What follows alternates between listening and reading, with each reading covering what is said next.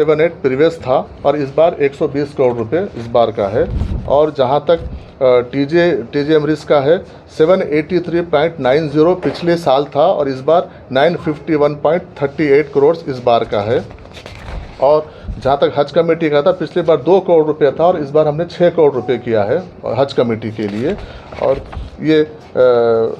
Minority finance corporation के लिए 273.78 करोड़ था, 273.78 करोड़ था। इस बार 480 करोड़ रुपए माइनॉरिटी फाइनेंस कॉरपोरेशन के लिए किया गया है। उर्दू एकेडमी के लिए 14.19 करोड़ पहले था, इस बार 19 करोड़ 42 लाख इस बार का बजट है। तो आप कंपेयर कर लीजिए, ऑलमोस्ट पिछले बजट से इस बार हमारा 30 से 40% हमारा बजट इस बार इंक्रीज हुआ। इंशाल्लाह आने वाले दिनों में और हम सब लोग मुत्तहिद होकर नुमाइंदगी करके इसको आगे बढ़ाएंगे हम इंशाल्लाह। बहुत बहुत शुक्रिया। तेलंगाना स्टेट के 2024-2025 के जो बजट कल असेंबली में पेश किया गया, उस बजट के सिलसिले में माइनॉरिटी वेलफेयर को जो बजट अलॉट किया गया, उन चीज़ों से आपको वाकिफ़ करवाने के लिए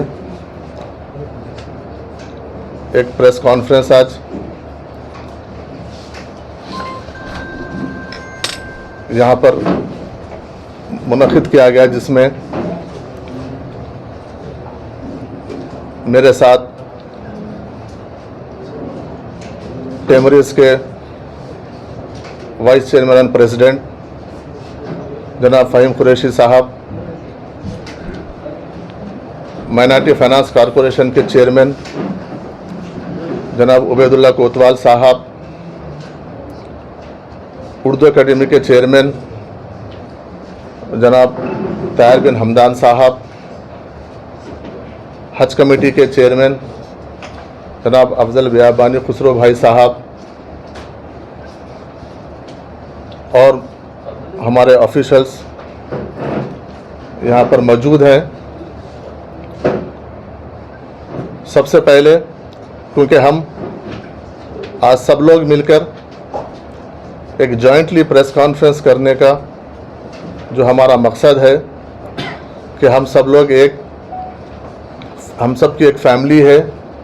हम सब एक ही फैमिली के सब कॉरपोरेशन एक ही फैमिली से जुड़े हैं। अलग अलग करने से कुछ कन्फ्यूजन होगा, इसलिए हम सब लोग एक साथ मुत्तहिद होकर एक प्रेस कॉन्फ्रेंस करने का हम डिसाइड किए।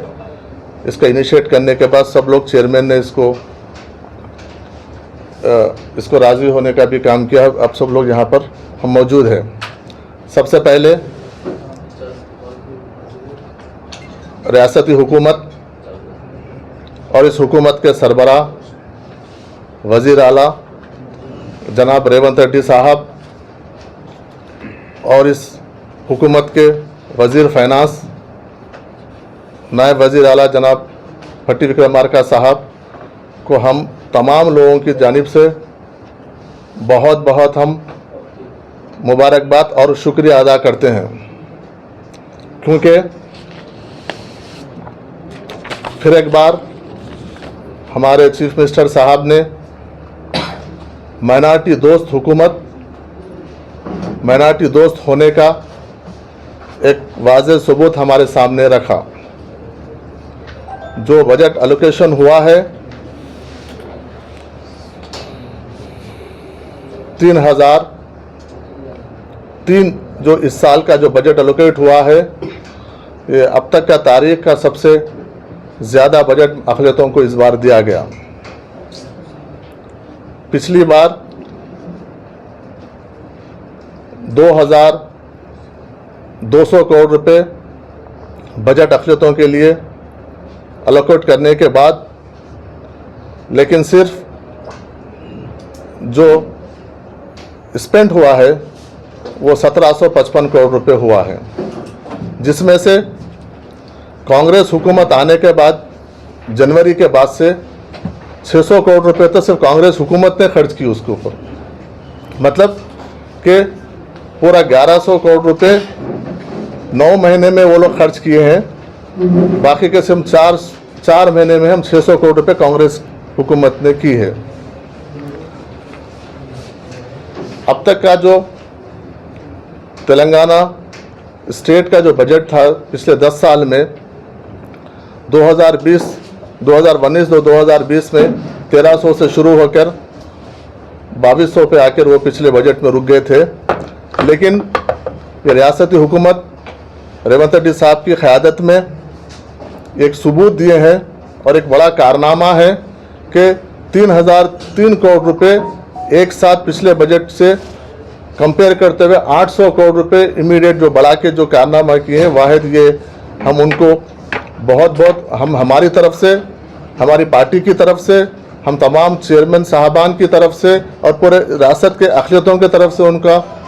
बहुत तहे दिल से हम शुक्रिया अदा करते हैं, क्योंकि जो बजट उन्होंने दिया है यकीनन आने वाले दिनों में मुसलमानों की फलाह बहबूदी के लिए, मुसलमानों की माशी खुशहाली के लिए, चाहे वो रोज़गार को लेके हो, चाहे वो स्कॉलरशिप्स को लेके हो, चाहे वो वफ़ को लेके हो, चाहे उर्दू के लैंग्वेज को लेके हो, चाहे हज कमेटी को लेके हो, वो उनका एक कारनामा, एक अजीम कारनामा है। यकीनन कांग्रेस जब अपोजिशन में थी, यकीनन हमने, हमारी पार्टी ने, रेवंत रेड्डी साहब ने ये हमारे मैनिफेस्टो में रखा था कि हम 4000 करोड़ अक़लियतों को देंगे। लेकिन जिस हालात से पिछले 10 साल से तेलंगाना रियासत गुजरी है, एक खुशहाल रियासत को एक कंगाल रियासत के तौर पर रख के छोड़ के गए हैं। इसीलिए कुछ एडमिनिस्ट्रेटिव, कुछ फाइनेंशियल्स, कुछ इश्यूज़ को लेके डिस्कशन करने के बाद, क्योंकि माइनॉरिटी डिपार्टमेंट की तरफ से 4000 करोड़ का ही प्रपोजल गया था, लेकिन कुछ माली वजूहात के बिना पर इस साल, क्योंकि टाइम नहीं है, क्योंकि पार्लियामेंट का इलेक्शन था, 3-4 महीने उसी में कोर्ट में चले गए हैं, इसलिए अब जो बजट जो रिलीज़ हुआ है 3300 करोड़ रुपये जो रिलीज़ होंगे, ये अगले 6 महीने तक, 7 महीने तक के लिए रहेगा। फिर मार्च में जब नया बजट आएगा, हम फिर वापस सब लोग एकजुट होकर हम लोग फिर हुकूमत से, सीएम साहब से और फाइनेंस मिनिस्टर साहब से हम ये फिर आने वाले जो हमारा जो कांग्रेस पार्टी की जो हमारी अक़लियतों को लेकर जो नुमाइंदगी थी, उसको हम तमाम अक़लियतों की तरफ से, पार्टी की तरफ से उनको नुमाइंदगी करके आने वाले बजट में यकीनन हम 4000 करोड़ कराने का हम तमाम लोग हम इसका काम करेंगे। जहाँ तक आप ये बजट को देखेंगे कि मरकज़ में हुकूमत, सारे हिंदुस्तान की हुकूमत, मरकज़ी हुकूमत 3183 जो पिछले बार था 3,097 हज़ार करोड़ रुपए पूरे अक़लियतों को, देश के अक़लियतों को मरकज़ी हुकूमत दी थी, और इस बार सिर्फ उन्होंने सिर्फ 65 करोड़ का इजाफा करते हुए वो लोग 3183 करोड़ रुपीस दिए हैं। लेकिन अगर पूरे देश का बजट माइनॉरिटीज़ का एक तरफ है, तो रियासती हुकूमत का बजट, तेलंगाना का बजट वो है, तो उस चीज़ को हमको गौर करने की ज़रूरत है, क्योंकि आज ये जो हुकूमत है अक़लियती दोस्त हुकूमत है, चाहे किसी भी मामले में लेके हो, ये अक़लियती दोस्त हुकूमत है। इसलिए हम ये हुकूमत का आप तमाम की तरफ से, हमारी तरफ से हम इसका शुक्रिया अदा करते हैं। और जो बजट का जो प्रपोजल्स है, इसमें अलग अलग डिपार्टमेंट को अलोकेट किया गया है, चाहे स्कॉलरशिप को लेके हो, चाहे ओवरसीज एजुकेशन को लेके हो, चाहे तेलंगाना माइनॉरिटी रेजिडेंशियल स्कूल्स को लेके हो, चाहे उर्दू अकेडमी को हो, ये सब को बजट अलग अलग ब्रेकअप करके हम दिए हैं। इसलिए मैं आप तमाम को ये बताना चाहता हूँ कि जैसा वक्फ बोर्ड का है, ख़ास तौर पर क्योंकि मैं वक्फ बोर्ड के पैसे थे, वक्फ बोर्ड की चेयरमैन के पिछली हुकूमत और पिछले साल का जो 23 और 24 का बजट था, सिर्फ 67,000.7 करोड़ था। सिर्फ वक्फ बोर्ड को 67.7 करोड़ रुपीस वक्फ बोर्ड को दिया गया था। लेकिन इस बार तकरीबन डबल कर रियासती हुकूमत ने 120 करोड़ रुपए वक्फ बोर्ड को बजट में अलॉकेट की है, जिसमें हमने इमाम मौज़न को जनवरी के बाद से जो हमारे पास 15,031 जो रजिस्टर्ड इमाम और मौज़न है, हर माह हम 5,000 रुपये हम उनको जनवरी से बिला नागा जून के महीने तक हम अभी तक उनको क्लियर कर चुके हैं। जहां तक हमारे मैनिफेस्टो में इमाम मौज़न को जो 10,000 का हमने जो वादा किया था, क्योंकि वो फाइल एडमिनिस्ट्रेटिव सैंक्शन के लिए फाइनेंस डिपार्टमेंट में है। जिस दिन भी अगर फाइल वो सीएम साहब की साइन होकर जियो रिलीज होगा, क्योंकि हम सब लोग मिलकर उसके ऊपर भी सीएम साहब के हम नॉलेज में लेके गए हैं, वो जैसा भी जल्द से जल्द उसको हम क्लियर करवा दे के जिस दिन वो 10,000 का जो जियो सीएम साहब के पास से हमको आ जाएगा, उसके साथ एडिशनल बजट उसके साथ जितना भी होगा वो रिवाइज बजट उसके साथ अलोकेट होकर हमको आ जाएगा। इसलिए हम 10,000 इमाम और मौजन के लिए जो है वो हम उसके लिए कायम है। और जहां तक ये आपका 4,000 बजट 4,000 करोड़ का जो अक़लियतों का जो वादा था, सीएम साहब खुद पीसीसी प्रेसिडेंट के हैसियत से वो इस रियासत के अक़लियतों से वादा किए थे, वो आज भी संजीदा है क्योंकि वो अक़लियती दोस्त सीएम है, इसलिए आज भी वो चीज़ के लिए कायम है। और यकीनन वो है सो आने वाले दिनों में हम उसको बजट को इंक्रीज करेंगे। लेकिन देखने की बात यह कि आप एक बार अतराफ के आजू बाजू के रियासतें हों या मरकज़ी रियासतें, खुद मरकज़ी रियासत की आप एग्जाम्पल ले सकते हैं कि पिछले साल का बजट क्या था और आज का बजट क्या है, और पूरे हिंदुस्तान का बजट क्या है अक़लियतों का, और सिर्फ तेलंगाना का बजट क्या है। इसलिए मैं आप लोगों को फिर एक बार ये बताना चाहता हूँ कि ये बजट मुस्लिम दोस्त बजट है, क्योंकि ना सिर्फ ये बजट ये मुसलमानों को 3,303 बजट के अलावा जो कांग्रेस के जो 6 गारंटी स्कीम है उस पर भी तमाम अक़लियतों का हिस्सा रहेगा, चाहे वो हाउसेस में रहने दीजिए, चाहे वो ख़वातीन को पेंशन का रहने दीजिए, चाहे वो यूथ को जो अनएम्प्लॉयड यूथ है उनको महीना वजीफ़ा रहने दीजिए, चाहे वो आपको बसेस में फ्री बसेस का रहने दीजिए, 200 यूनिट फ्री का जो स्कीम है उसमें तमाम का जो हिस्सेदारी रहेगी। और इस बार के बजट में 4,000 करोड़ रुपए जो अक़लियतों से हमने जो वादा किया था उसमें, क्योंकि गवर्नमेंट जो 6 गारंटी स्कीम्स को लागू करना पहली प्रायोरिटी है गवर्नमेंट की, इसलिए आने वाले बजट में इंशाल्लाह सीएम साहब उसको भी करेंगे। और हम तमाम लोगों को, क्योंकि